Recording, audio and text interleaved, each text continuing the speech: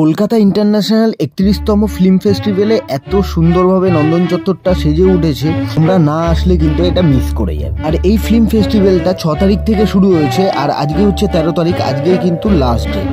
তো যারা যারা মুভি লাভার আছো তারা কিন্তু একবার এসে এখানে ঘুরে যাও। এখানে কিন্তু দেখানো হচ্ছে টোটাল ২১৫খানা ফিল্মস, আলাদা আলাদা ৩৯টা দেশের। আর দেখো নন্দন হলটা কিন্তু পুরো প্যাকড আপ হয়ে গেছে, এখানে একটু বসার জায়গাও নেই। আর যেই ফিল্মটা চলছে এটা একটা ব্রাজিলিয়ান ফিল্ম। আগে মানুষ এরকম টেলিফোন বুথে লাইন দিয়ে তারপরে কিন্তু ফোন করতো সবাইকে, আর এখন জাস্ট ফটো তোলার জন্য দেখো কত লাইন। তো যারা এখনো পর্যন্ত যাওনি, আজকে কিন্তু লাস্ট ডেট, অবশ্যই গিয়ে ঘুরে আসো, আশা করি তোমাদেরও ভালো লাগবে। নন্দন চত্বরে আড্ডা দিতে কিন্তু সবারই খুব ভালো লাগে, বাট এই টাইমটা যদি তোমরা যাও আরো অনেক বেশি মজা করতে পারবে, অনেক বেশি আনন্দ করতে পারবে।